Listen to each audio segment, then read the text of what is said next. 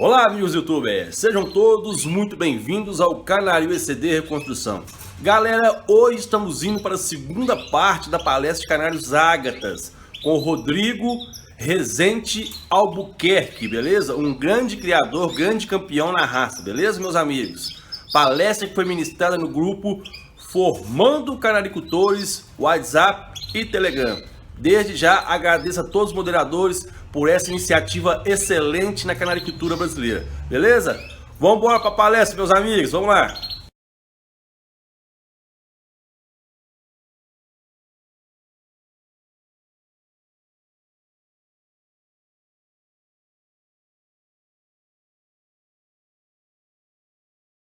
Fernando, isso aí é pura seleção genética, tá?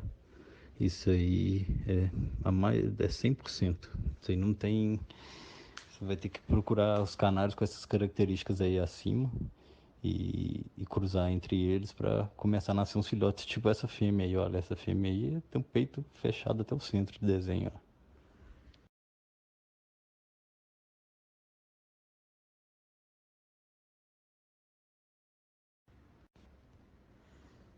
Henrique, boa noite. Cruzamento para melhorar os ágatas vermelhos mosaicos são exatamente apenas com canários clássicos, tá? Para você obter os melhores e tudo, observando o que é o standard da raça, né? Então você tem que, no caso do ágata, a gente usa muita compensação. Você tem que pesar a mão, porque muitas vezes você está usando um canário que é excessivamente diluído e às vezes você vai ter que pegar um outro ágata vermelho mosaico com um pouco mais de melanina, né? Então tem que dosar a mão. O cruzamento do canário ágata não é uma coisa muito fácil, não, seja o ágata que for. A gente usa muito da compensação na hora de acasalar.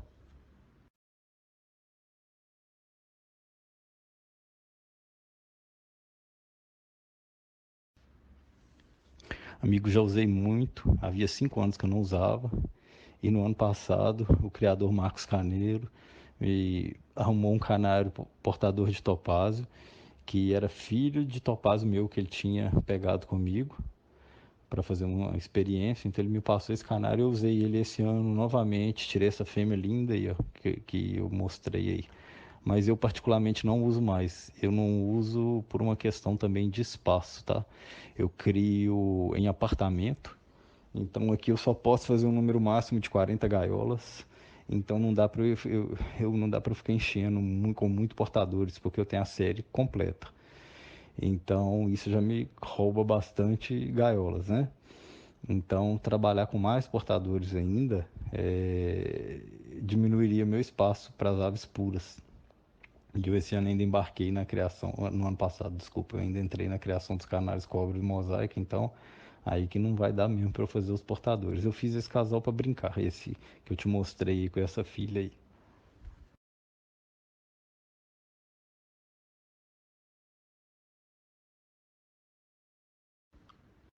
Amigo Daniel, tudo jóia? Então, você me fez a pergunta que é sobre se manter no topo. Qual que é o maior desafio? O maior desafio realmente é se manter no topo, né? Esse é o grau máximo do desafio.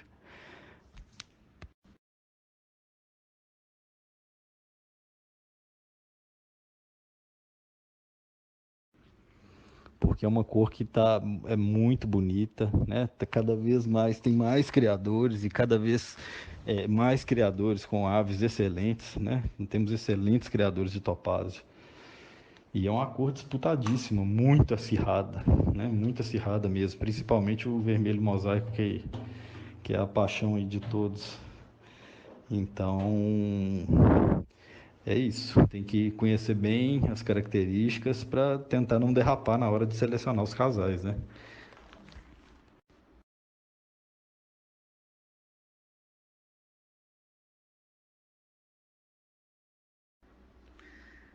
Então, amigo, isso acontece mesmo. Nos intensos e nevados é mais difícil. Embora o Blasina já fez uma observação comigo que ele acha interessante, que no caso dos topázio ele tem visto mais marcação do que nos clássicos. E realmente eu já tenho bichos aqui com marcação de cabeça e marcação nos flancos, tá? Mas isso é pura seleção genética. Eu sou Eu tento usar, sim, os melhores aves que eu consigo adquirir possível, tá? Isso aí a gente tem que ser bem rigoroso na seleção.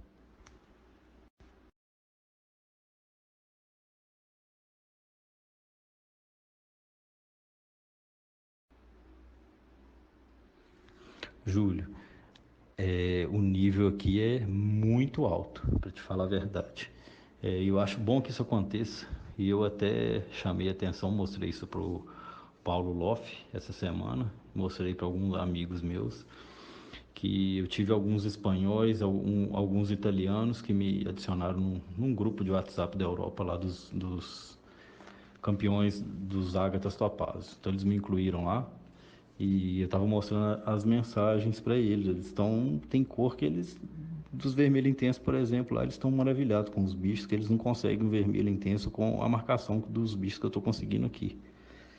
Então isso é trabalho, é dedicação, né? É observação, é muita atenção mesmo. Olha, a cada item e a pessoa tem que ser aí, criar, contar com um pouco de sorte também, né? Amigo, tá joia? Para te falar a verdade, Carlos, que acontece? Esses bichos mais escuros são muito difíceis de nascerem, tá? Não é tão simples assim, não. É mais fácil nascer aves com tom dentro da normalidade do que esses bichos, vamos chamar assim, fora da curva, tá?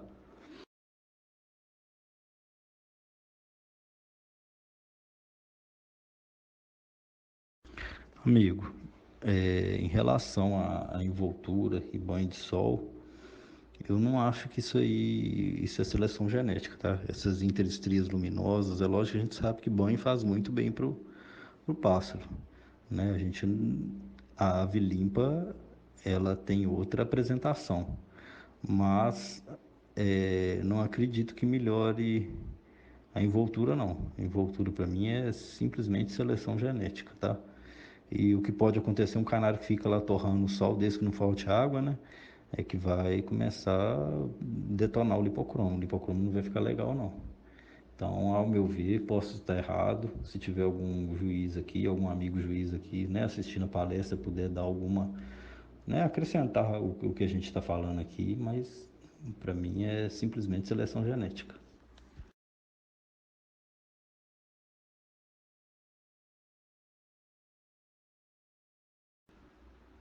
Bom, vamos lá com a pergunta do amigo Olavo aí. Amigo, é o seguinte, em relação ao desenho, a gente vê muita variação nos desenhos de Agatha Topázio. Inclusive, isso leva a uma grande frustração de nós, criadores de topázios, perante ao julgamento, tá? Porque isso aí, ora ganha um bicho com um bastão um pouco mais alargado, ora um juiz dá preferência por um bicho de desenho mais fino e negro. É, o topázio, no geral, eles tendem a ter um bastão médio. Então, afinar esse bicho é um trabalho, realmente. Eu tenho, eu tenho aves com todas as características, variando aí principalmente entre o bastão médio e o bastão fino. E o que eu vejo é que eu não dou muita sorte com os bastões muito fininhos, não. No sentido de julgamento, tá? Toda vez que eu levo o bicho muito fino e negro, às vezes, aquele que tem, às vezes, um bastão médio leva vantagem sobre os desenhos finos, tá? Não tô querendo aqui, como é que fala? Crucificar nenhum juiz, não, porque lógico que a gente entende a mesa, entende a dinâmica do jogo lá dentro do Campeonato Brasileiro. A gente sabe que tem uma luz lá, né? Que recebe várias interferências, dependendo das mesas, tem as mesas mais do fundo, as mesas do meio, as mesas posicionadas mais ao vidro, todas elas recebendo luminosidades diferentes. Então, eu levo muito isso em consideração também no juiz que está ali avaliando aquilo ali, que muda a diferença que de repente se esses canários todos fossem julgados ao ar livre, de repente ia mudar muita coisa ali no julgamento.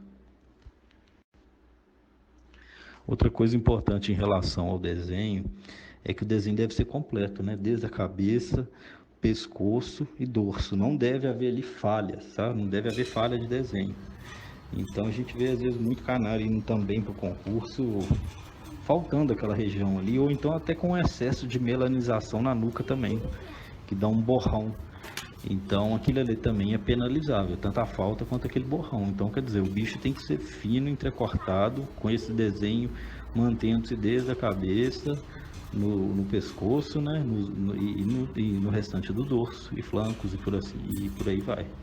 Então é lógico que com a ave, quanto mais simétrica ela for em relação à distribuição desses bastões, e principalmente pensando na característica do peito também, que não esqueçamos do peito, então torna a ave mais completa, né? Com as bochechas também marcadas. Então isso aí vai fazendo com que seja uma ave que passa na frente de todas as outras.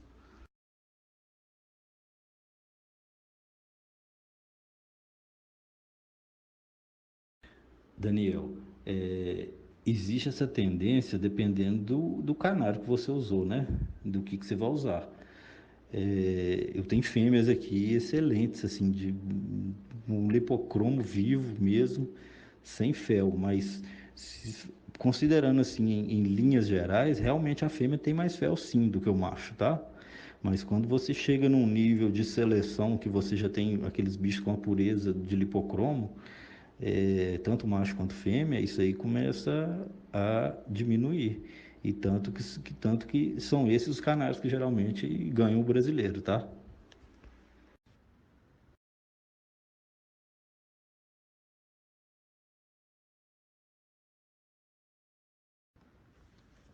Amigo, questão intenso com chímio. É, Aí vai depender do que você tem. Às vezes você tem pouco bicho, e às vezes é um bicho com a melanina boa, às vezes você não vai descartar o canário. Então eu vejo as outras características também, tentando compensar. Eu vejo que o que eu puder usar, eu uso, tá? Na verdade, a gente tenta usar o que tem na mão, né? Tem hora que não é tão fácil ter tudo. Às vezes nasce pouco, exemplo, pode nascer poucos nevados e às vezes você perde alguns nevados e aí você acaba ter que fazer mais acasalamento de mais casais de intenso, né? Então isso pode acontecer. Então, entendeu? Não tem uma regra fixa. Ah, vou usar o intenso com chímio com nevado, ou vou usar o intenso com chímio com outro intenso. Depende do que eu tenho, depende do que eu tô querendo, tá?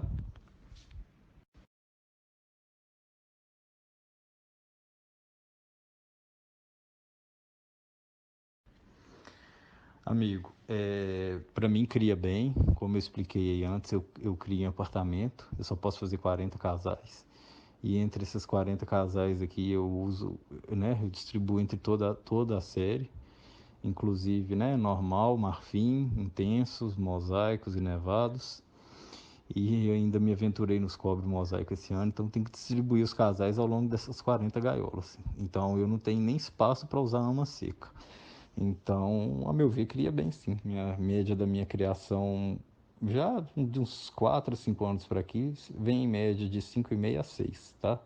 No geral. Quanto à consanguinidade, eu faço às vezes, posso fazer um pai numa filha, né, voltar um avô num neto, alguma coisa assim, mas eu sinceramente eu não fico reiterando isso muito não, até mesmo porque eu tenho várias famílias aqui. Então, eu não gosto que a coisa se acirre demais, não, porque começa a dar umas aves, a produção começa a diminuir, né, começa a perder às vezes forma, tamanho, então eu não sou tão adepto de... Não que eu não faça consanguinidade, entenda. É que eu não faço ela por várias gerações seguidas, ok? Então é isso aí, meus amigos. Mais uma vez agradeço a cada um de vocês. Fiquem ligados na terceira parte da palestra.